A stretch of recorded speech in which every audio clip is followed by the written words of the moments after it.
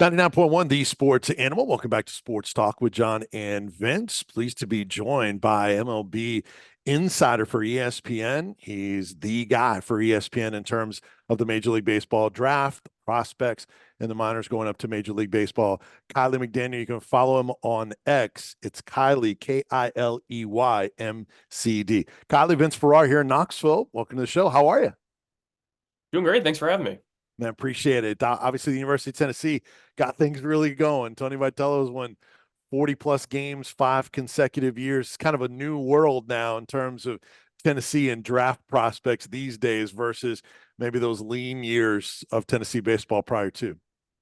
Yeah, I remember when I was at the SEC tournament a couple years ago with that like historic Tennessee team, and it was Mhm. I think it was the night game against LSU, I want to say, where you'd think the audience, the crowd would be sort of 50-50, and it was like 80-20, and all the scouts are just like, yeah, there's dudes that thought they would die before they'd see like a number one seed like volunteers like there, and it was like old dudes and like and going with their kids. It looked like a whole thing. Whereas like LSU just like, yeah, we're just kind of here every year. Like, what do you want?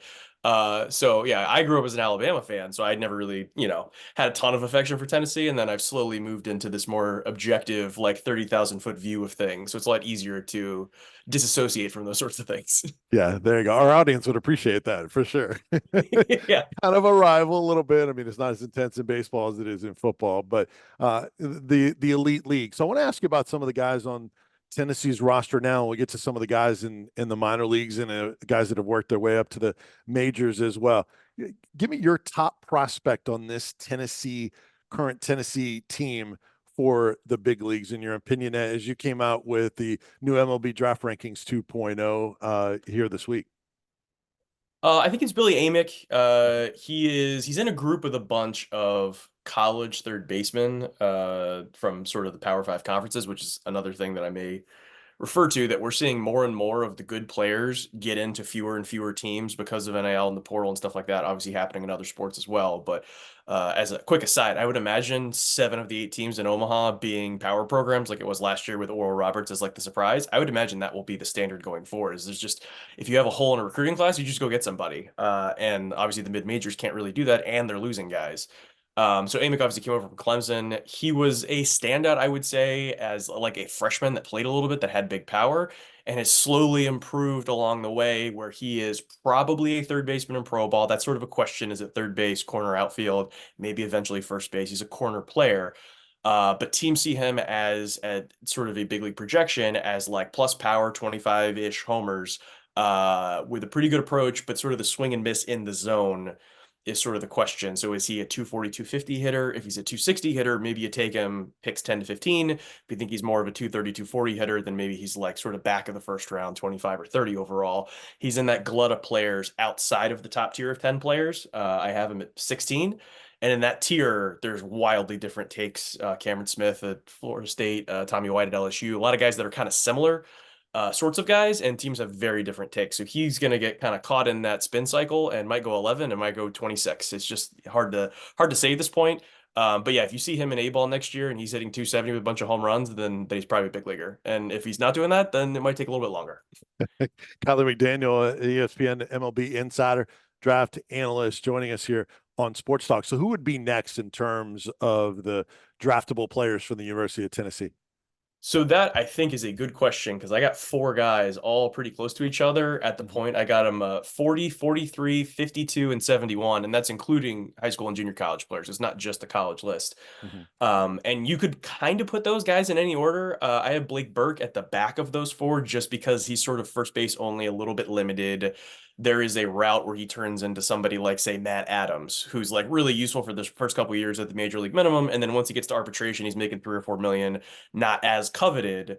But I think everybody thinks this guy's a big leaguer. He's got real power. He can hit. He's better than this sort of like the stiff softball player kind of guy that you typically see rounds, 4 through 10, or the sluggers in the SEC. So I think he's toward the back just because of the positional limitation. I think Christian Moore is probably at the top of that group. He was a guy going all the way back to, I mean, I've been watching him since sophomore, junior year of high school. I think the in-game power is taking a step forward. The hit tool has always been seen as good. He's not a shortstop, but I think he can kind of play everywhere else. And then performing in the SEC in a year where there's not a ton of good hitters in that second tier. It's down a little bit from last year's class, and the high school hitter class is terrible. So I think some of these college guys are getting moved up a bit. And then also because the SEC continues to get better because of, transfer portal and NIL and all that kind of stuff, performing in the league is more important than it's ever been. I got Drew Beam and Kavares Tears in the sort of the middle group of that. Beam is one of those guys that was seen as I think I had him about 20th or so entering the year, has been hit around a little more than people expected, but the stuff is still good, and it seems like he's turning a corner. Some scouts think he might be the fourth college pitcher off the board. There's three consensus guys at the top that'll go in the first 15 picks, and then it's a giant question mark. He could be the fourth guy if he finishes hot. Um, and then Tears is just another guy that I think is, the sort of classic, like very good at a lot of different things, maybe doesn't have the huge standout tool or like the all-star upside. But in the middle of the second round, if you find a big leaguer, you're doing better than everybody else. And so that's sort of the sales pitch for him. Awesome stuff. Now, what about the beyond that in terms of guys that are maybe in that third tier? I know you have Dylan Dreiling in your rankings. So it would be some other guys to kind of keep an eye on in terms of draftable from this Tennessee team beyond what you mentioned. Dreiling's the big name because he doesn't have massive raw power and he looks like he'll be limited to left field. That's one of those guys where it's like if he really, really hits, he could be a low end everyday guy. If he doesn't, then he's more of a fourth outfielder. And so that's kind of the profile to look at for him. In terms of like the draft eligible this year guys, those are the ones that are sort of getting all the attention. There's, I mean, as I'm sure you're aware, a number of guys that are eligible next year or even the year after. Obviously, Nate Snead throws real hard, which is an notable thing that a lot of people like. Yeah. But yeah, if we're talking about the guys that seem like good shots to go in the top 3, 4 rounds this year, that's the list of guys. And then if I were to jump into the next couple classes, then I think you've definitely got some other guys that are in that conversation. The throwing hard stuff from the University of Tennessee kind of worked out for Garrett Crochet, right? I mean, he's been Yep. great for the White Sox. Ben Joyce in the big leagues right Yep. away. That's yeah. Mhm. There's certainly been some guys that have maybe even overperformed even their draft position after leaving. So what about visiting with Kiley McDaniel from ESPN talking about Tennessee and the MLB draft?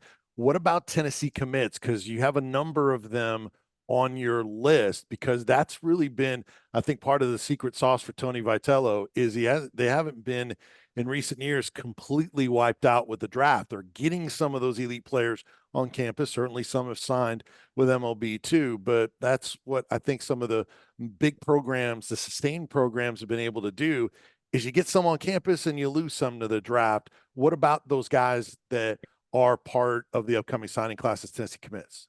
Yeah, it's really exciting. I know fans are obviously annoyed by this. Like, oh, we have a high school commit that's projected to be a first round pick. That's great. He's not going to be here. And so, where's that line where you can actually be excited about a guy maybe getting to campus? Right. And typically for the SEC programs, where obviously now with, some NIL money, but on top of that, typically, if you don't get to 750K or a million, the opportunity to go play 3 years in the SEC is such that most guys won't sign. And so that cutoff is sort of late second, early third, right around like say 80 or 90 in my rankings. And Tennessee has just, let's see, 1, 2, 3, 4 guys that made my top 154, and then actually 3 guys that just missed it. So they got a lot of guys in the mix that are just outside of that group where if everything sort of plays out the way everyone expects, where it's like, all right, I'm going to a big school. I think I'm $1 million player. I get offered 750. I'm going to go to school and I think I can be worth 2 or 3 million. That's sort of the typical thought process. There's a number of guys, and Tennessee, I think, has been one of the schools in the SEC that's been best at this, at not necessarily chasing the first round picks where it's kind of a waste of time, but chasing the guys below that. So we got at 93, I've got Manny Marine, a shortstop out of Florida. Now he's old enough that he'll be eligible as a sophomore, but advanced glove, bat to ball skills, and the being eligible as a sophomore is a positive for the Volunteers because teams really ding high school players that are old for the class. Sometimes they can be old, but not be old enough to be sophomore eligible. He is one of those guys. So he could be a sort of day one starter that could have 2 really impactful years and go really high. In the Maui Ahuna mold, there's obviously guys that have done that before. Mhm. Tegan Coons is another guy out of Pennsylvania, a big right-hander. Also will be sophomore eligible. He's at that age. He had like late first round buzz coming into the spring. Velo's been down a little bit. He sort of added a cutter some scouts don't love. It just hasn't come together in that way. So he's another guy that could be thrown in the upper 90s on campus next year and give you 2 really good years before going really high in the draft. Trey Snyder, another one, a high school shortstop out of Missouri. He's also in this range. Had him 131 back to back with Coons. Another guy that has a chance to be a day one starter. Also, maybe he gets offered 1.5 million and he signs. Like he's in that range where that could happen. Maybe he gets offered 6 or 700K and he says no. Like it's in that area where we're still kind of dialing in, I would say, as an industry exactly if you're more of a 70th overall player consensus or 120, which sounds like a lot, but it's actually like a very small difference. And then Jay Abernathy is the last guy on the rankings of that type.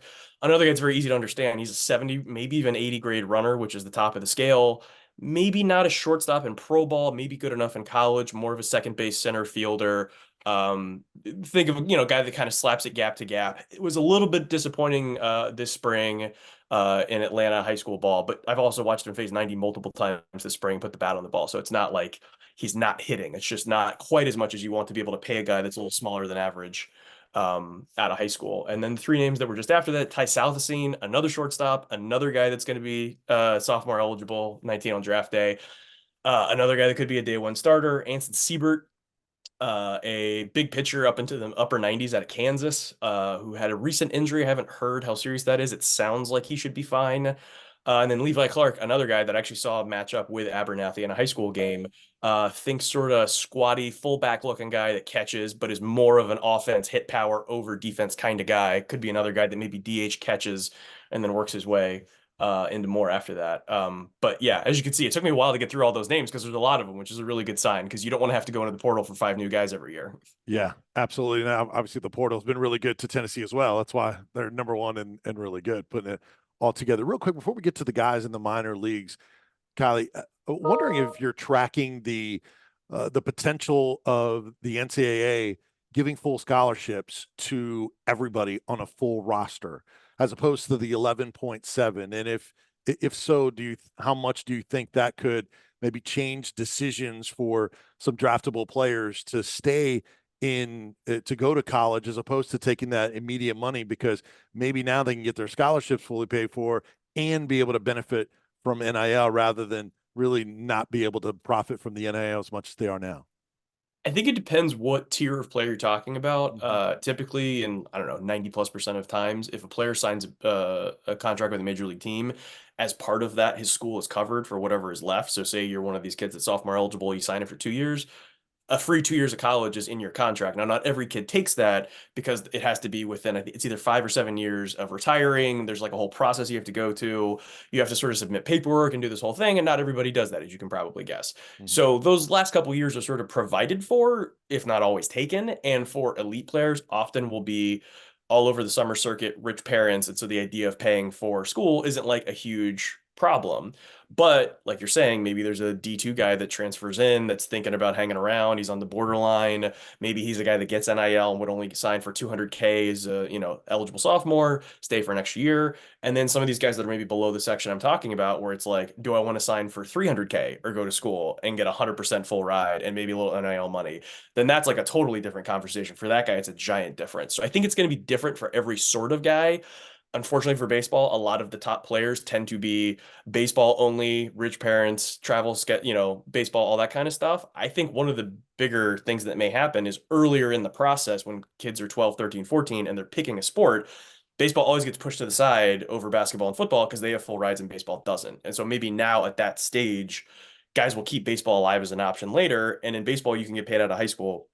Doesn't really happen in those other sports. And you still have the NIL money, you get the payday, you don't have the concussions, you have bigger rosters, bigger minors. I think the whole like sort of ecosystem is a little friendlier if you're on the borderline or if you're not a quarterback, basically. And so I think that'll be a big factor for guys that's in that situation specifically. Yeah, great explanation. Kiley McDaniel from ESPN joining us. Last thing, give me your perspective on some of the Tennessee players that not only are in the minor leagues but have quickly gotten to Major League Baseball. There have been 5 coached by Tony Vitello that have made it to Major League Baseball. Jordan Beck was quickly through. He was part of that 2022 team. We've seen Drew Gilbert have success. So who are some of the top guys you think that are prospects from the University of Tennessee in the minor league systems or just new into Major League Baseball? Yeah, this actually came up. I was talking to a scout about, I think it was when Jordan Beck came up and I was talking to him about my draft list. And he was like, go back and look at that Tennessee team because you had like Tidwell, who's getting close, Gilbert, who's getting close, Dolander, who's like been really good in A ball. Obviously, some of these guys, like I think Beam was a freshman on that team 2 years ago, and Hmm. so obviously he was there. He's about to get drafted. I think Burke was a freshman on that team. Yep. And Or then, like you mentioned, with Joyce and Beck and some of these guys, they got there really fast, which a lot of these college guys, if you sign at 21 and you get there by like 25, like that's pretty good. And getting there in like 2 years is like, even for first round picks like Beck is like kind of weird. So I kind of have a feeling, and it seemed like you kind of land on the same thing I did, that like that team from 2 years ago where I was, sort of chuckling watching all the people streaming into the SEC tournament game. I was like, oh, like all at one point, it's like the first time the team has been this good in a while, and they're very talented and they have all these really great players, which is great. Mhm. And then everybody gets to go there as like a cultural thing. And also, we might look back at it 10 years from now and be like, oh, there's like three major league all-stars on that team and nine big leaguers. And what like that happens every now and then. I remember growing up in Tampa, I would go see the Florida Gators games, and they had a couple of those teams where it was just like the entire weekend rotation made the big leagues, and also the Tuesday and Wednesday starter made the big Yep. leagues. We just saw Christian Scott was like the fifth best pitcher on his Florida team and just made his big league debut this week and was really Right. good. Every now and then when you're really good at scouting and development and you kind of have a deep roster, you don't know what to do with all these guys. Like I have a feeling might be the case next year with all those freshmen coming in. Like this could be one of those uh, incoming freshman classes that like sets the team up for 2 or 3 more years because you just get all this momentum and all these guys that are good immediately and playing, and you kind of want to stay when you're playing early on a really good team. Yeah, I kind of think like obviously Tony would be like the common thread of all of this stuff, and so it's obviously quite impressive what he's done. And I'm pretty sure it's his first head coaching job, right? He was just the Yeah. assistant, came over, and then this Mhm. place just like exploded immediately. So obviously a lot of credit due to him, and sounds like he's getting paid handsomely. Yeah, for sure. And same core assistant staff with Josh Elander, associate head coach, recruiting coordinator. I'm sure you're well aware of him. And then Frank Anderson, as good a pitching coach as there is in the country, the whole time with Coach Vitello. So development, stability, I mean, all those things part of the equation. Any longer, man. Awesome stuff. Hopefully we can catch up some more down the road. But tell everyone about your 2.0 real quick and where they can find it. Oh yeah, just go to ESPN.com. You want to go /MLB to be sure, but it's on Mhm. the main page. You can find it. I went 154 players deep. I just sort of cut off where it felt like all the names looked the same, although obviously it was right before three Tennessee commits. So maybe you guys would have liked me to go a little bit further. I did a mini mock draft. I did 13 picks, which is about as far as it felt like I could actually go without just like throwing darts and guessing. There's like some pretty good intel there about who's going to go where.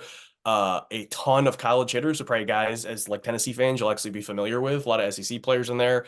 And this year's first round might have like 17 college hitters in it. So it's going to be some guys you're familiar with, not a bunch of high school guys. And then I have all kinds of stuff coming up. I have to actually call my editor after we're done here to talk about all the things I'm going to write between now and draft day. But suffice to say, it'll be a lot of words, and you guys will be mentioned a lot.